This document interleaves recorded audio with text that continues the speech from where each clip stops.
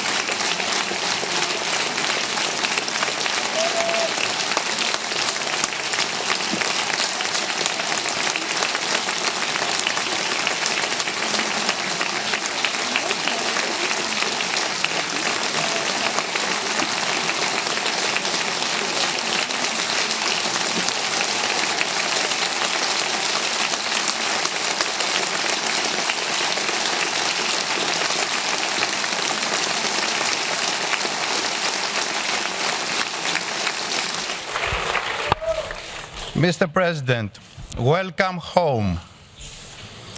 As a Greek, I come from a tradition where war was not glorified but understood, where theater did not entertain but reveal, where truth was sung on stage because the wounds were too deep to name in prose. And so, I turn to the voices of our ancient dramatists, those who 25 centuries ago knew what we are once again forced to confront today. Euripides wrote, "What else is war but the suffering of the innocent?" Sophocles warned, "The long day presses hard on the heart of the brave." And Aeschylus, who fought at Marathon, told us we must suffer in truth. These are words and not relics. They are today the daily reality of Ukraine. For over 1,200 days and nights, the people of Ukraine have endured not only explosions, but the silence that follows. Not just losing your home, but the quiet pain of seeing the world scroll past horror.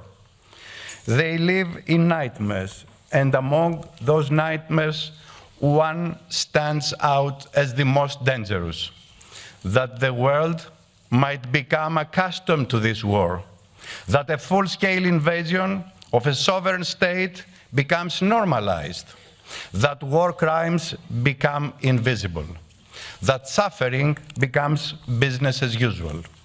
But this assembly, this council, was created to stand precisely against such moral erosion. This assembly took the initiative through a long and difficult session in which I had the privilege to participate to expel the aggressor from the Council of Europe. To this day, we remain the first and only institution globally to have done so. The special tribunal is an idea born in this hemicycle. And today, Mr. President, we place a few quiet signatures on paper. Simple gestures, almost routine, but they carry the weight of a continent and the voice of a people who have suffered in silence. This agreement is more than a legal document. It is a forge. It is where law meets memory and where steel meets justice. You, Mr. President, were not born in a palace or a capital. You come from Kryvyi, a city forged in the heat of mines and metallurgy. There people know what steel is, not just as a material, but as a character. And here in Strasbourg, a city that once lay on the front lines of Europe's wars and now hosts the instruments of peace, still become statue. The ink that flows today is not soft. It is tempered like iron by courage and memory. The Greeks taught us a timeless lesson. First come hybris, the arrogance of unchecked power, followed by atis, blindness, when impunity masquerades as strength, until nemesis restores balance not through vengeance, but by setting limits. Above all stands justice, not as a punishment, but as a memory, as law, and as the true beginning of peace. It is why they founded Arios Pagos, the High Court for crimes of blood. There where law replaced vengeance. Reason spoke louder than rage. Justice, as a goddess, walked silently, a silent but unstoppable force of history. Today in Strasbourg, we echo the spirit of that sacred court. We say together that aggression is a crime, that sovereignty is not optional, that truth matters, and that justice is not the end of the war. It is the beginning of peace. Because where there is no justice, there can be no closure. And where there is no justice, nemesis waits in silence. Mr. President, I now invite you to address our Assembly.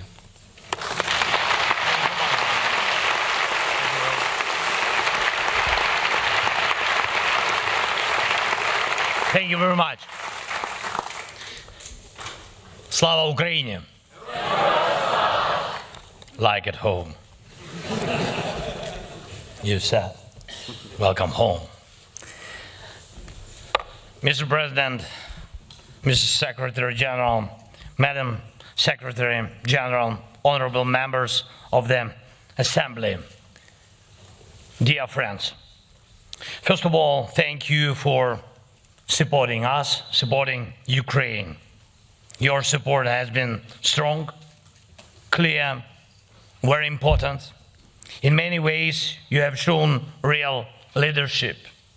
Your clear political positions calling Russia's actions a crime of aggression, supporting a just end to the war, and rejecting any attempt to legitimize the Russian occupation of our Ukrainian territories have helped shape the political response of all of Europe.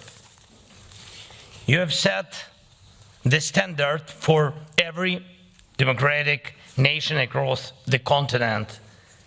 Thank you for that. Thank you. Since, yeah, please. Thank you. Thank you.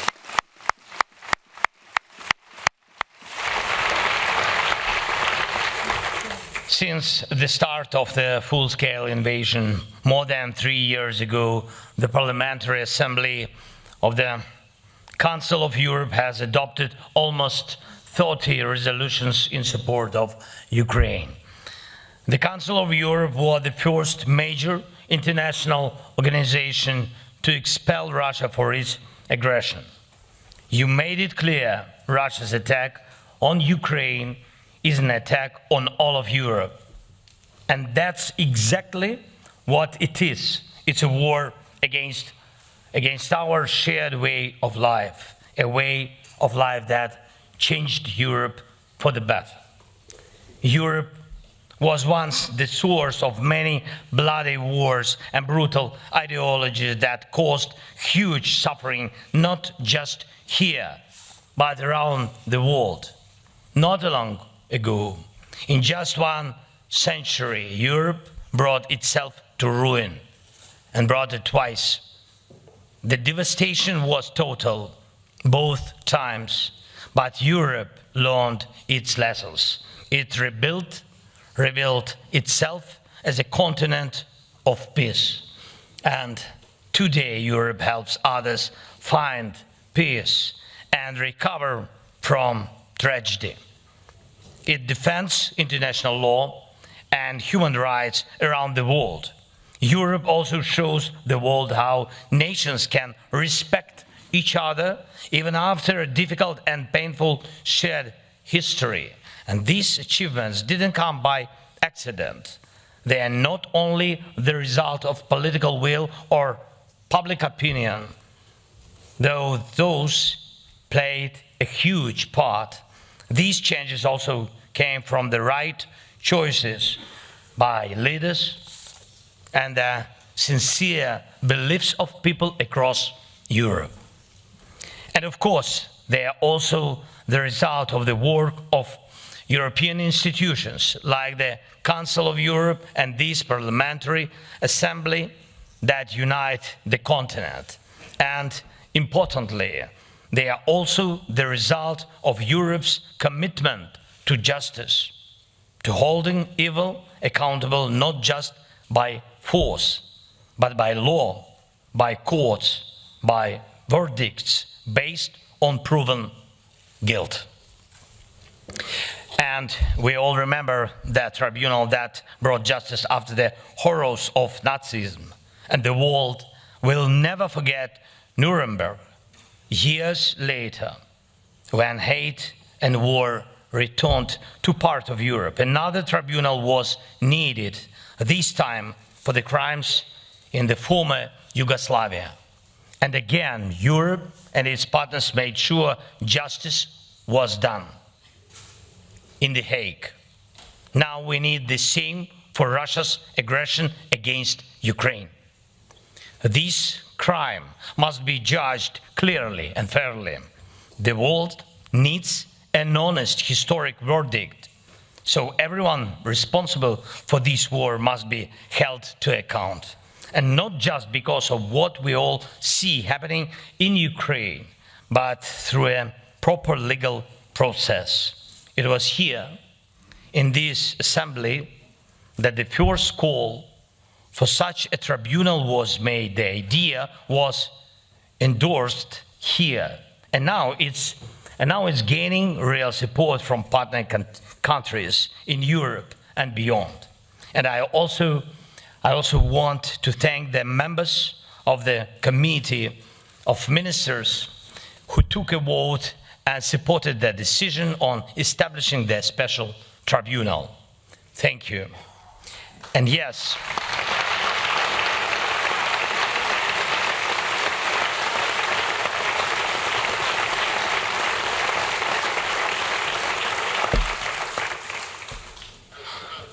thank you.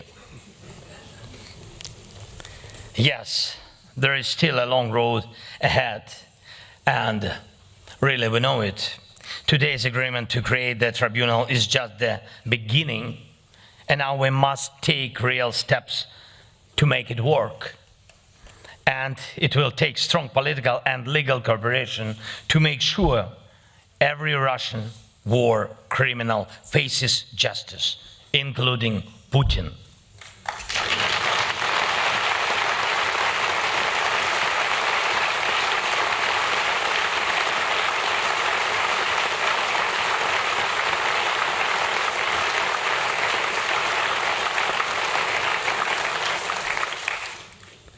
And this is the path we must walk all the way to real charges and real verdicts. And I urge you to stay involved and keep leading, just as you have done so far.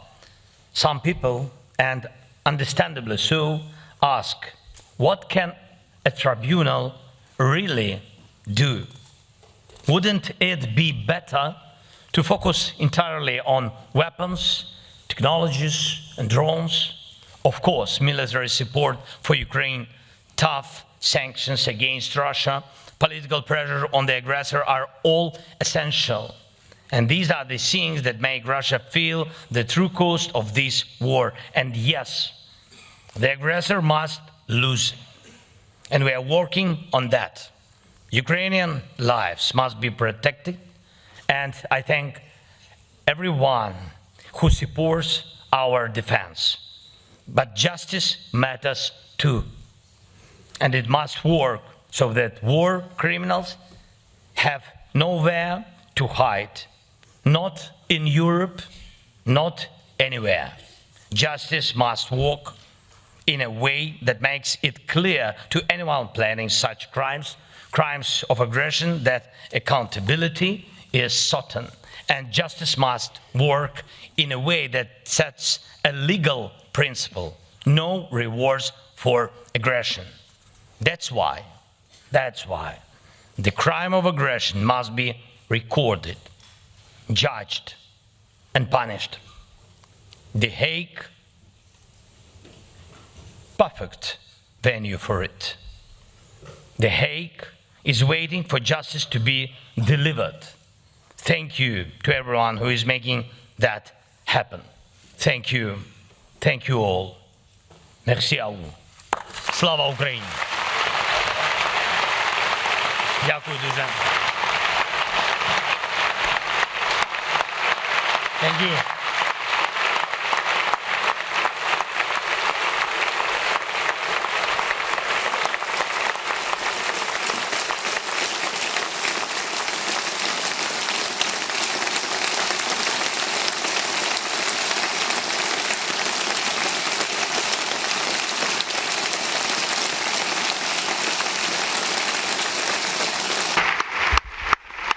Thank you, Mr. President. Thank you, Mr. President. Dear colleagues, President Zelensky has agreed to answer questions as the procedure is in this assembly. I will start with the leader of the Socialists, Greens and Democrats, Mr. Frank Schwabe. Frank, you have the floor. Mr. President, dear Mr. President Zelensky, thank you very much for your speech, and thank you very much for your leadership, not just for Ukraine, but to be an example for all the countries in the free world. I would like to assure you the full support of my group, of the Socialists, Greens and Democrats, for Ukraine and for your work. And let me say, I really want to say you can be very proud on your members of the Verkhovna Rada here, who are here in this assembly. They do their very best to support Ukraine from here, whether they are from your governmental party or whether they are from the opposition.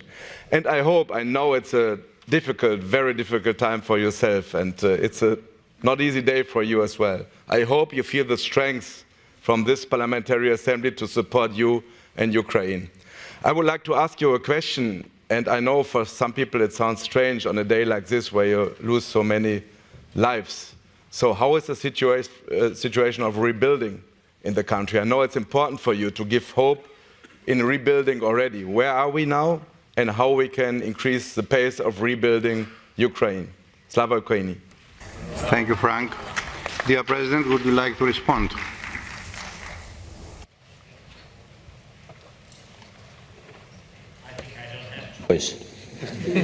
Of course, I will answer. You are not in the White House. Thank you so much. First of all, I'm very thankful to all the parliamentarians here, and of course to all the Ukrainian parliamentarians. And I think that we have one big opposition and one big enemy. This is Putin. And we need unity here in Europe and of course in Ukraine. And I'm very thankful for the unity in Ukraine. Thank you. It helps a lot. Thank you so much. Then you said, of course, it's under leadership of Ruslan in Parliament, in Ukrainian Parliament, of Ruslan Stefanchuk. I'm very thankful. He's very strong man, and he's very big man, big and strong. But he has very big heart, really. He has very big Ukrainian heart. It's very helpful. About reconstruction, really, this is not, I can say it's an urgent question, because reconstruction is not only a strategic question, it's a tactical question. We have a lot of damages after each winter because of huge attack of Russians, because of, hundreds of drones per night. So it's about dozens of thousands of drones attacking our infrastructure each winter. So there is a tactical reconstruction which goes every day, and of course we need your support. We need involvement of your businesses, private sector. They give jobs, and we need financing of different institutions. This is when you invest during the war. I think this is, maybe it's more important than even after, because you believe in independent Ukraine, you believe that Ukraine will prevail, and that's why it's so important to come now to Ukraine, to invest now to Ukraine, to invest not in dream, in real Ukraine, to help our people. And about the strategic program, that we will have very good meeting on the 10th and 11th of July, the closest period of time in Italy, under the leadership of, this time in Rome, under the leadership of our good friend of Ukraine, Prime Minister of Italy, Giorgia Meloni. And we will have meeting with the leaders there, and we will not only speak. This is very good result for this year's meeting. It will be really a lot of projects, and we will sign these documents, contracts, and I hope that we will do it. Thank you. Thank you, President. On behalf of the European People's Party, the leader of the group, Mr. Pablo Hispan. Pablo, you have the floor. Thank you, President. Distinguished President, welcome to the Parliamentary Assembly. One of the founding fathers of the Council of Europe was Winston Churchill. Today, Mr. President, you, with your leadership and defense of your people and Europe as a whole, are a Winston Churchill of our time. And I feel in that way the first time that I met you in Kiev. I speak on behalf of the PP, the political group which led the report on the legal aspects of the Russian aggression, which laid the groundwork for the tribunal and the register of damage. Unfortunately, today we have a more divided Europe, very often provoked by Russia interference. We have countries which lack the political or military commitment to adequately support Ukraine on the one hand and to prepare for our defense and security on the other. The EPP believes that the fight of your country is our fight. What could be the consequences of these divisions for the brave people of Ukraine? Thank you, Pablo. Dear President, I know that now that you want to respond.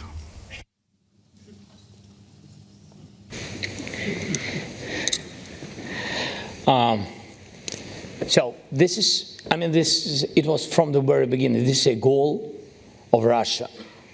So this is hybrid war. It's not just weapon, because you saw that they've been not successful from the very beginning of this war. They wanted to occupy us, during some days, and we stand with all our heroic soldiers, with all our people. It's really a strongest of our people, of our nation.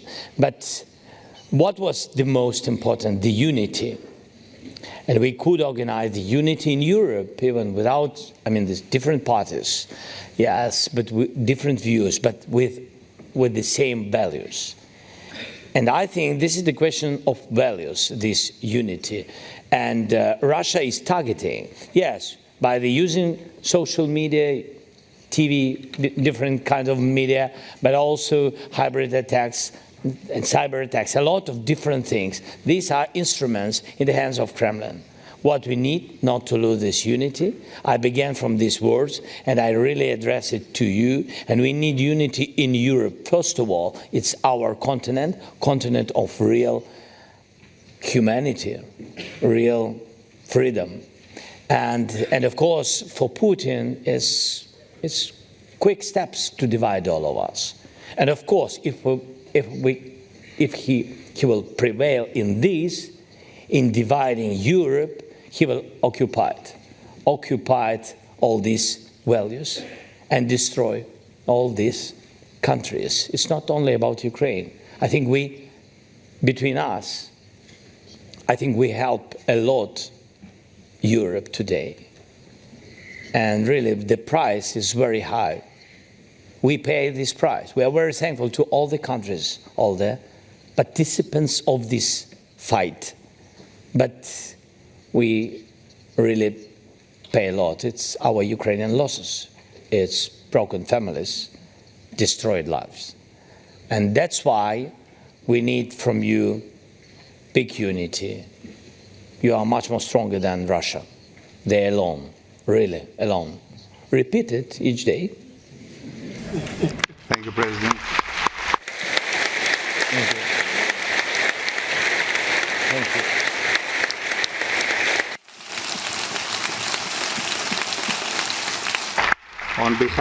On behalf of the European Conservatives, Patriots and Affiliates, Sir Christopher Chop. President, may I thank you for your inspiring leadership by example for freedom and also against appeasement. It is so important that Russia is defeated and that full democratic sovereignty is restored to the whole of Ukraine. To that end, what do you want us to do to help? Do you want us, for example, to provide a more military assistance? Do you think we are doing enough in terms of sanctions against Russia? What else do you think we can be doing? Because at the moment we are obviously not doing enough in order to defeat the enemy. Thank you, Mr. President. Thank you so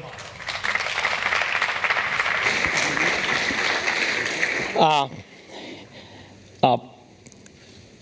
It was an important signal from the very beginning of full-scale invasion, your support. Yeah, political support, yes, but it's steps, you know, one by one. Then we needed, after political supports and voices, what is extremely important now also, we needed very much military support. So it was like an urgent help to survive. And then, when the war is not short, we needed very much to decrease the economy of Russia, because they pay for this war. They increase their production each day. They are bigger for today than the production of Europe. By the way, whole Europe, including EU and other countries, UK, Norway. So this was very important. And I think this is the time when we have to put pressure, do everything what we can, of course with military support, but military is to stand. But to decrease Russian appetite, it's been to put sanctions as strong as possible. Banking, energy, and of course on components for their defending sector. It's very important.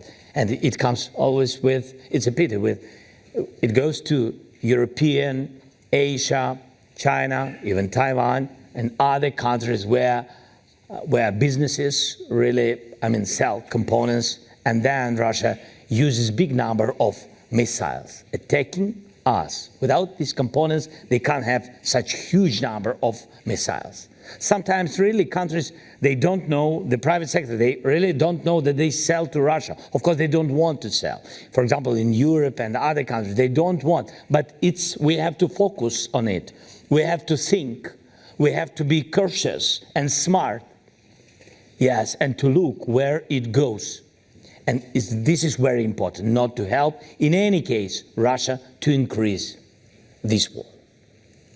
And you said what else? I think, what else? Do you know President Trump? We have heard of him. We need strong connection with him. We need Europe. I think we need unity between Europe and the United States, and we will prevail. Thank you. Thank you, President.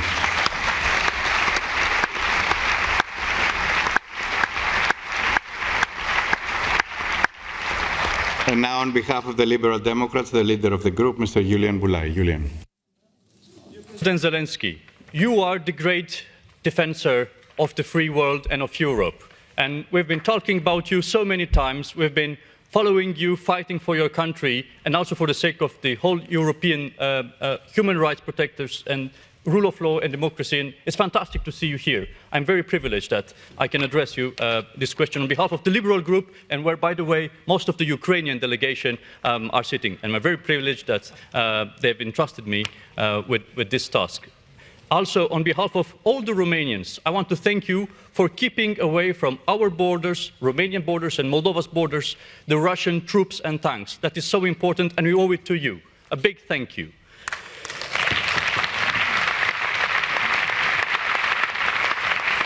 Now, Mr. President, no peace without accountability and justice. Nobody is above the law, no matter how high Mr. Putin and his accomplices sit. No peace agreement that would normalize occupation of Ukrainian territories. This is the firm position of the ALDE group in this assembly. And now, my question is, what would you like to see the progress on the treaty you have just signed by the end of the year?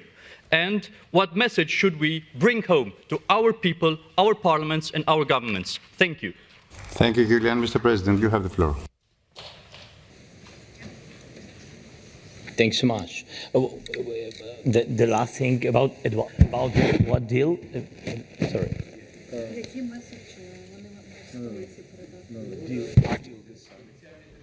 After tribunal talking. Next steps. Better to provide it this century, I think. This, I think, the main signal. What can I say?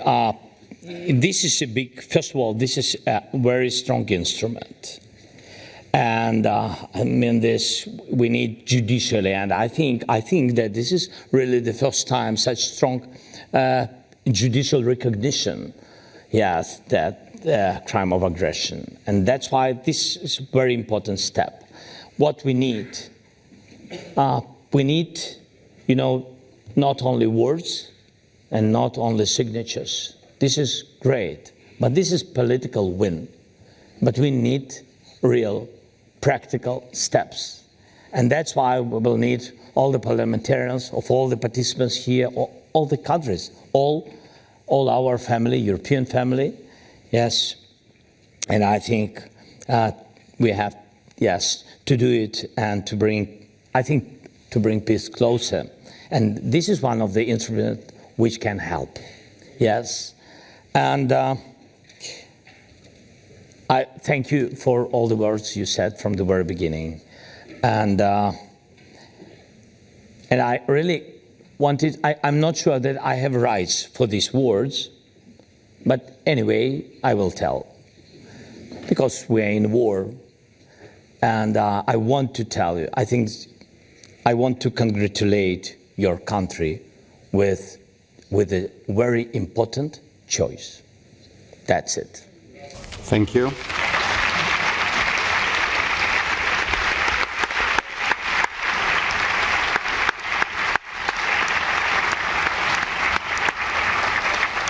On behalf of the United European Left, the co-chair of the party, Laura Castel. Laura. Thank you, Chair. Mr. President, thank you so much for your speech and welcome to this Assembly. As you know, we stand in solidarity with the Ukrainian people during all these challenging and devastating times. And the Ukrainian people and our continent deserve peace. On the one hand, what is your vision for just and lasting peace settlement? And for the other hand, at the same time, Mr. President, we also believe that even under martial law, people deserve safeguards of their human rights, democracy, and the rule of law, in compliance with the recommendations of the Venice Commission. We know, though, that the Ukrainian Constitutional Court faces several serious problems, such as lack of quorum and chairmanship. So, can you elaborate on these problems and whether you have a strategy to safeguard human rights, democracy, and the rule of law for all Ukrainians? Thanks again, Mr. President, for being here with us, and warm welcome again on behalf of the Left Group. Thank you. Thank you, Laura. Mr. President, you have the floor. Thank you so much. Thank you very much for your question.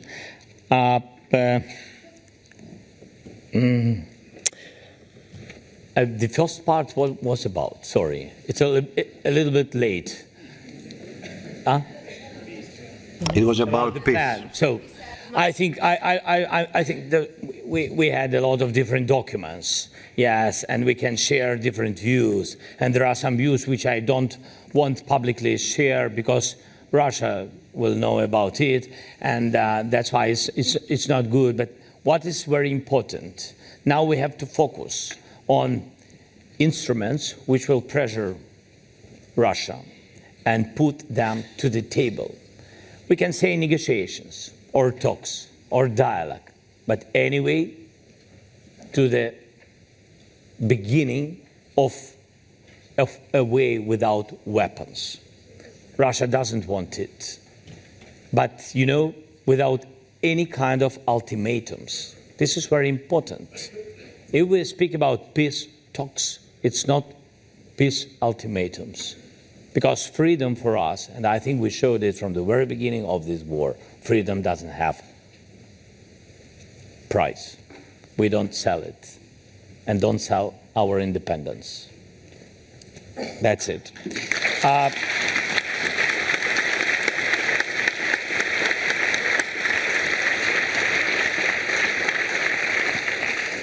Really to save what he wants to occupy it. This is Ukraine, but this is more about not only territories, it's more about identity, it's more about philosophy, more about freedom, really.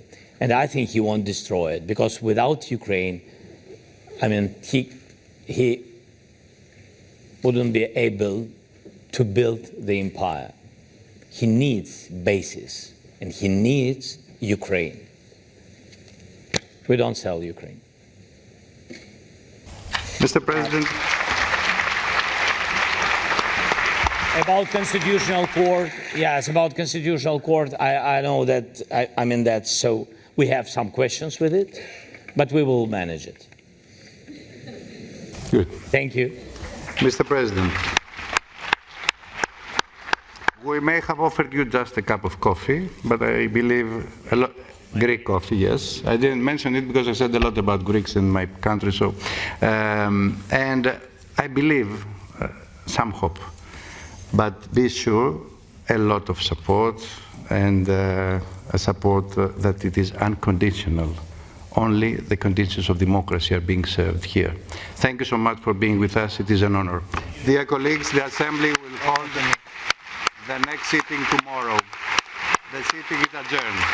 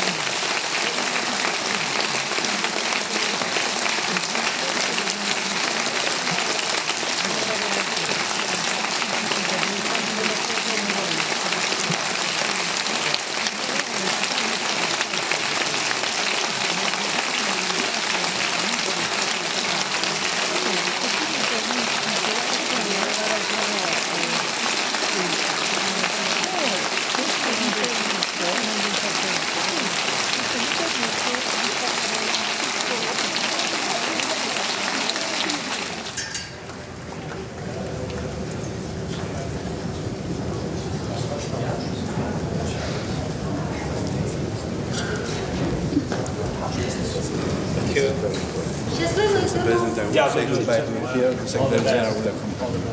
Thank you so much. Thank you so much. It was an honor. Thank you. Mr. President, come with you. Thank you.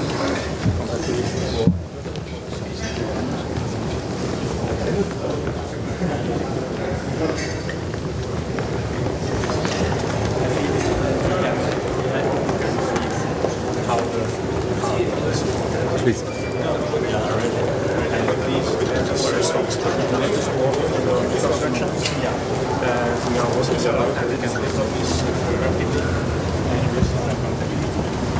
Your visit is very strong. Thank you. I'm very hope. If I just go to really. Thank you so much. Thank you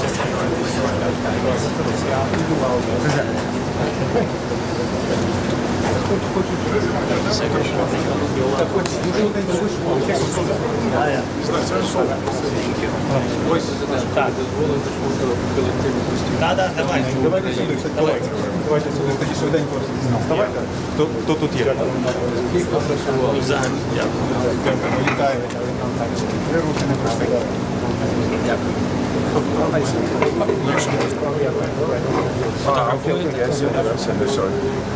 Плівка є? Це. Дякую. Дякую дуже. До зустрічі. До зустрічі. До побачення. Secretary again. Thank you so much. All the best. Щасливо.